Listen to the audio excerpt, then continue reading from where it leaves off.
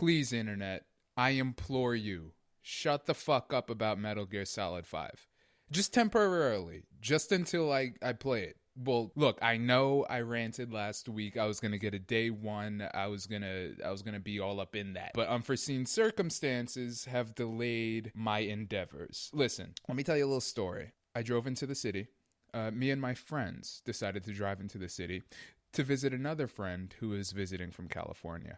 Now, if you're in New York, I'm not talking about upstate. That's basically Canada. If you live in actual New York, you know it's 90% of the time it's a bad idea to drive into the city. Parking, and just no one wants to deal with that. Now, we pull up to the hotel. Well, near the hotel he's staying. We were scouting. We were scouting locations for close to 10 minutes. You know, trying to find parking, looking at the signs where the tow zones are. We finally find our destination. The tow zone was a block away. There were 3 of us in the vehicle. 3 of us got out. We scouted. No signs, no anything. Yes, we made it. We spent the night, come out the next morning. Car's gone, folks. Yeah, big surprise. Shocker. Right. So me and my friend were like, shit, fuck. Okay, we're screwed now. So, you know, this is the first time I've had my vehicle towed as well. So I go into Google, NYC car towed. What do? I get this website. I put in my license plate, and it's like, yeah, your car was towed at blah, blah, blah, blah, blah, blah. Yeah, you're screwed, nigga. And I'm like, damn it. All right. And it gives me the address where the impound lot is. And I'm like, oh, thank God. It's not that far away. It's at Pier 76. It's only it's about like a 15, 20-minute walk because we're in Midtown. Walk over there. Oh, and also, this was when I was at the end of my budget for the week, close to being broke. I see on the website, it says the tow charge is $185, and I'm like, all right, they're probably going to try to screw me with some storage fee as well. So I'm looking at close to $200. All right, I can make that with my budget here, with how much I have. We walk. Turned out to be a little bit farther than we expected. We get there, we wait in the line for, 16 years.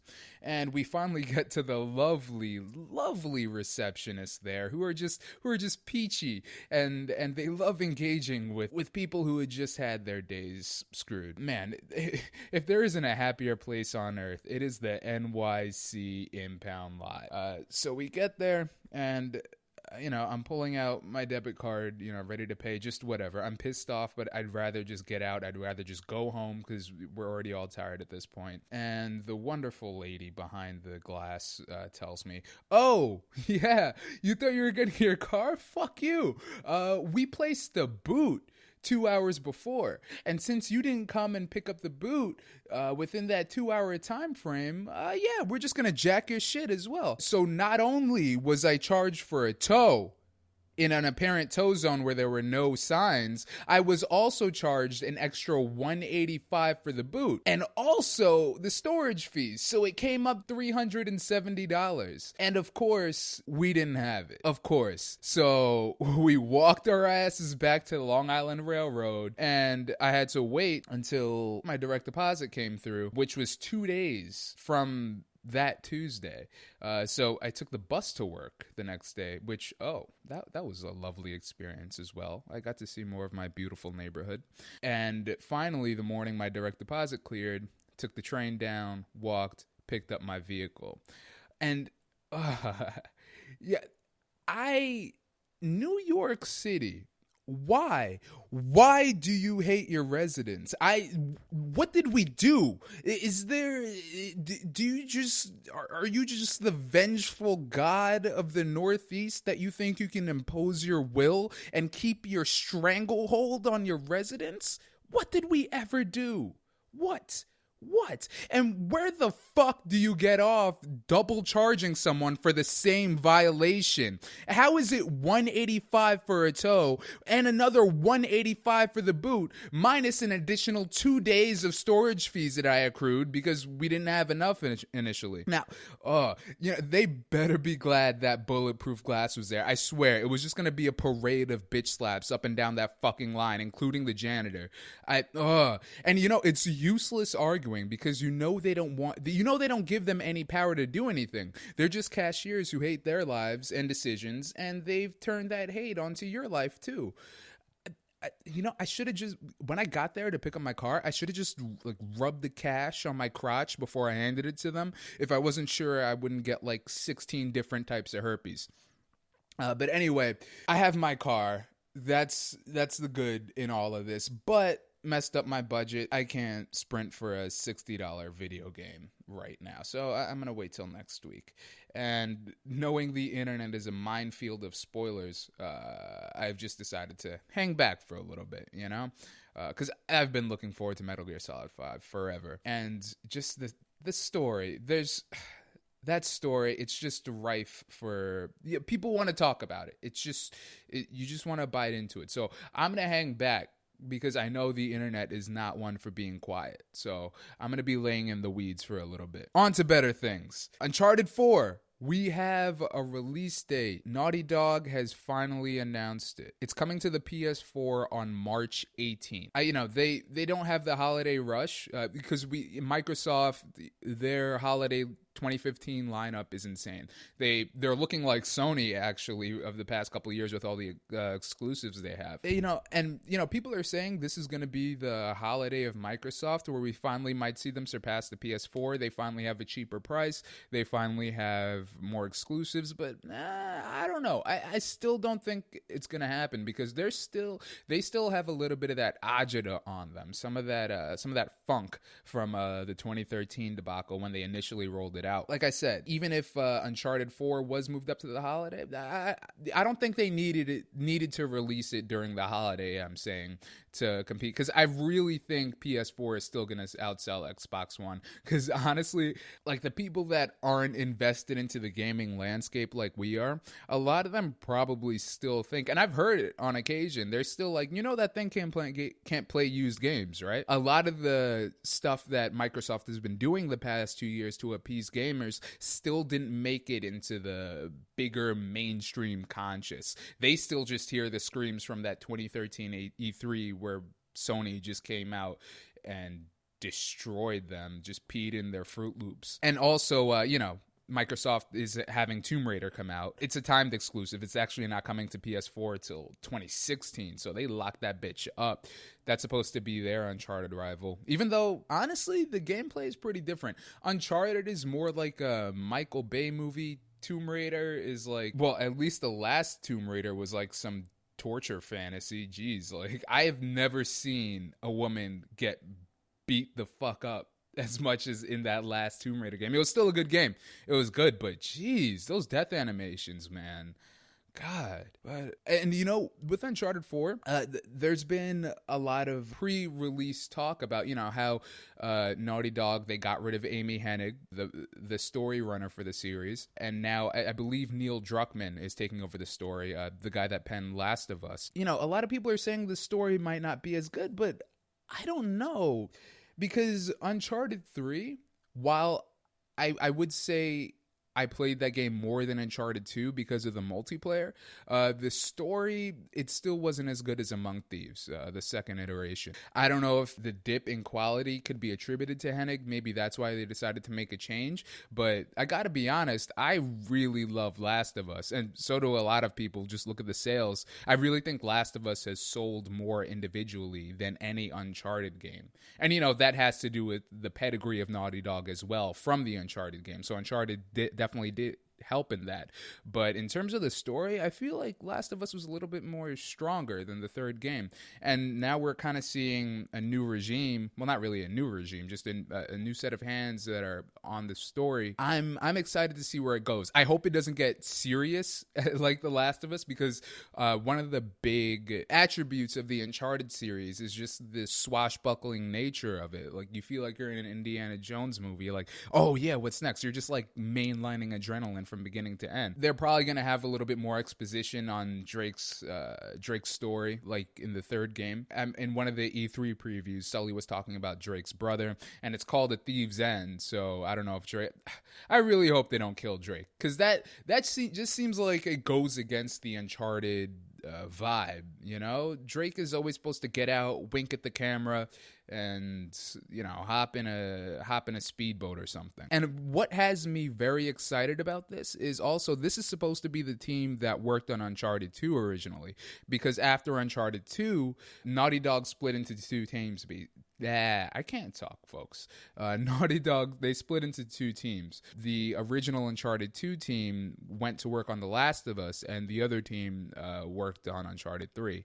So I think we're seeing that switch back now. I like that they're having the people that worked on the crown jewel of the series, you could say, go into the finale. We suppose it's the finale. I mean, and I'm not taking anything away from Amy Hennig as well. Her work on the series has been amazing. And even Uncharted 3, I'm not saying that was a bad story. It was a good story. It's just the bar was set so high with Among Thieves. And apparently she's doing Star Wars now or something. I really hope they're doing like another version of Star Wars 1313. Basically, it was like Star Wars Uncharted. So props to Amy Hennig. She's very talented. I want to see what she does as well. But I'm excited to see Uncharted go into a new direction because things change. That's the only thing that's guaranteed in life, people. But what needs to change, this has to be one of the most infuriating things I've heard in an extremely long time. Square Enix.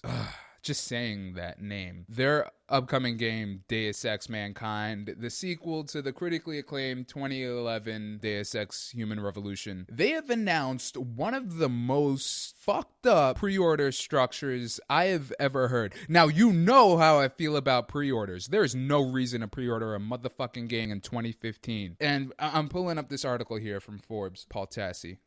My nigga writes good shit. This new pre-order campaign, it's called Augment Your Pre-Order. Right there, you already know it's going to be some bullshit. And it has a tiered system. Now, it forces consumers to make the choices of what they want to be bundled with the game when it launches.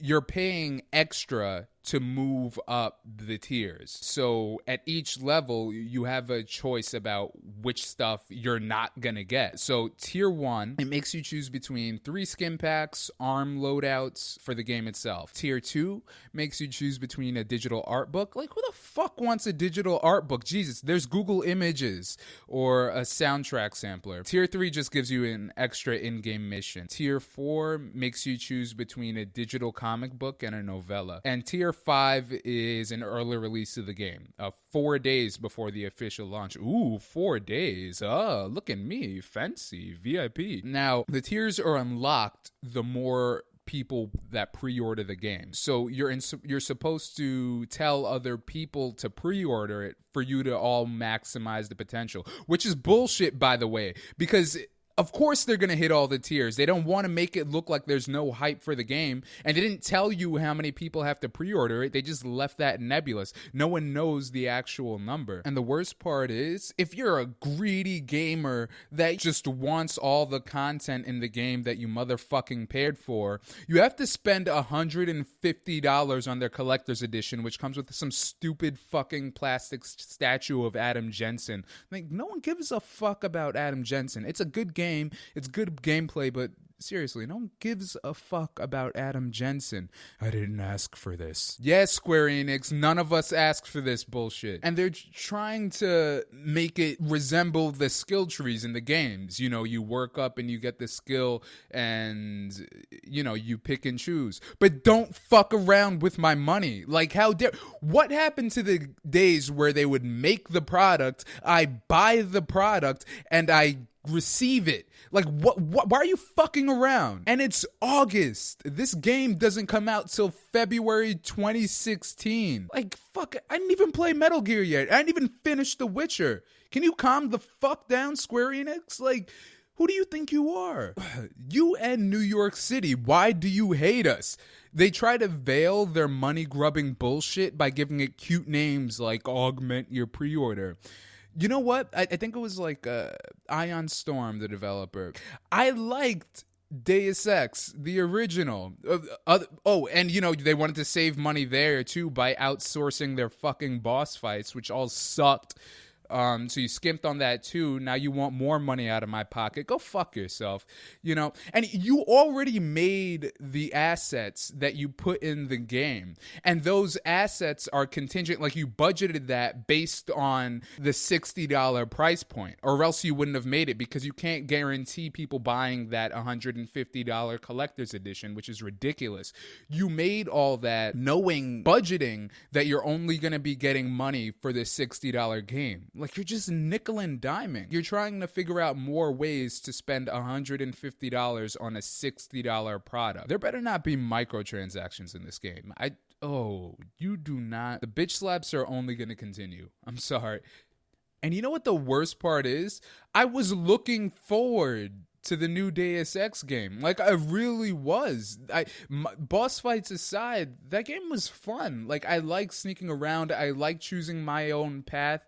I just enjoyed that game. I like the art style. I like Gold and Black. Like, I was fucking with it heavy. Now you just have this disgusting taste in my mouth. I'm probably going to buy it used. To be honest with you, I like buying games new so I can support the developer. But when you do this, when you just straight disrespect your fans and just try to get in our pockets, like, why the fuck should we respect you? You obviously don't respect us, and now you're going to put, like, pre-orders need to go the way of the online pass. It doesn't work. It doesn't make any sense. We're in 2015. The game is going to be on the shelf, or we could just buy it digitally. Why do you want my money almost a full year before the game comes out? What, Square Enix, are you hurting for money? Do you need a loan or something like that? Do you need help? Just ask me. Don't fuck me over. Be honest, all right? Don't Bill Cosby me and slip a roofie in my drink. Just let me know up front when you're gonna be fucking me in the ass, okay? God, like, no other medium puts up with this. Moviegoers don't pay for their tickets 2 weeks before they go see the movie. You don't buy an album of 6 months before the album comes out. Well, actually, people just steal it now. But you get my point. This is the only medium. I think it's because of our infancy, because it's so young. It's still, I know gaming's been around for, since the 70s now, but in terms of media, in terms of art, it's very new.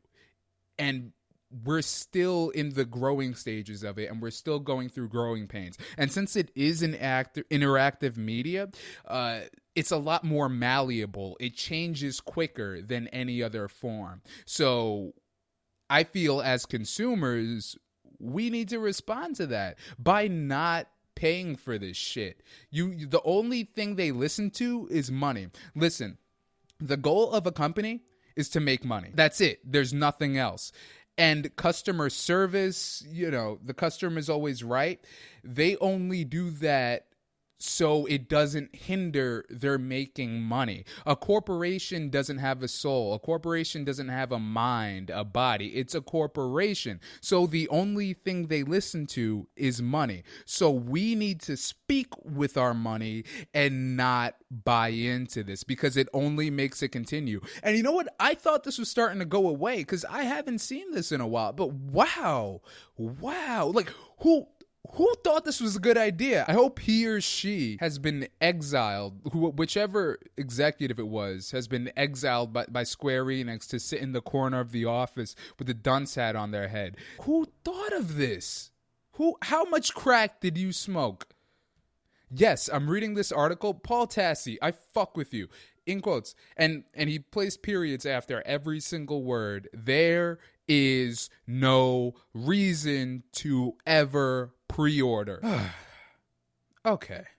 Now, last but not least, Machinima, they're in a little bit of hot water. They got a slap on the wrist. Now, they just settled the FTC charges over their Xbox One endorsements. This is from the Wall Street Journal here. Now, Machinima, they're an online distributor of video game content through YouTube. Now, I believe it was back in 2014, they received an endorsement from Microsoft to endorse their products. Now, the Federal Trade Commission, Wednesday, they said Machinima, an early leader in the so-called multi-channel networks of influencers, they were part of a marketing campaign managed by Microsoft's advertising agency. What's it? Starcom? MediaVest? They don't These names, dude. That sounds like a StarCraft expansion or something like that. Machinima guaranteed Starcom that the name's bullshit anyway. Why do I need to correct myself? That the influencer videos would be viewed at least 19 million times, according to the FTC. Damn, Machinima's slinging dick. Yeah, so now bloggers, they actually caught on to this and they started complaining back in 2014.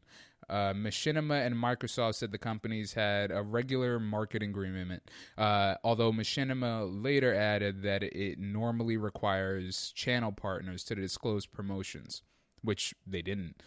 So the influencers, they were given early access to Xbox One and some video games as well. They uploaded the endorsement videos for payments ranging from $15,000 to $30,000. I cannot read $30,000. So the FTC said in its complaint, Machinima paid 5 influencers who made more than 300 YouTube videos between November 22nd, 2013 and December 31st, 2013. And those garnered 30 million views. Now, Machinima, they didn't require any of the influencers to disclose they were being paid for their endorsement. So how it was is when you were watching these videos, they never came out in front and said, oh, yeah, this is a Microsoft sponsored thing. They posed it as a review, and it was like their honest opinions, which is, don't do that. That's not cool. So this is the first time the FTC has filed charges over undisclosed paid endorsements involving online video reviews. Richard McEwen, a senior attorney for the FTC, said consumers would want to know if what they're watching is truly independent review or a paid endorsement. And I just want to say, shouts out to the FTC, because so many people don't understand Let's Play culture and how this stuff actually works. I thought a government agency would be one of the last people to actually deal with this properly, because the prevailing attitude has been, Let's Plays. Why the fuck does anyone want to watch people play video games? People don't understand Machinima. Jimmy Kimmel just got put on blast on Twitter for calling out Let's Players on YouTube, saying he doesn't get it, and he just got a wave of shit. So shouts out to a government agency actually doing something properly. They were on our side with this. You see, government institutions could work. Why can't the New York City Port Authority know this? Why do they have to tell? Why can't that knowledge be passed down to those fuckheads who towed my car? Jeez, this is what happens when government institutions are run properly and don't try to nickel and dime you. They're actually looking out for us. I really hope that more of this, well, it probably does, but that more of this, doesn't go on that we're still not aware of. But nowadays, I mean, everyone's an expert. We all have the tools to the information on our fingertips, in our pockets, with our cell phone. We can all get to the internet. The internet is the one place where you can get fed bullshit, then look up to see if that bullshit you were fed is actual bullshit. It's a beautiful place. And now that we're crawling out of now that we're seeing the waves of where we're going, I'm confident that it's going to be a beautiful place with less fuckheads. Hopefully this deters some of that. But this has been the TalkBot Quickcast. Thank you for listening to my bullshit for almost half an hour. I'm Peter Paris. You can find me at Peter Paris. The articles I had today were by Paul Tassi from Forbes, Dave Thier from Forbes, and I can't find this fuckhead's name at the Wall Street Journal. They're not a fuckhead. I'm sure he or she is a very nice person. Thanks again. Eat a dick. Later.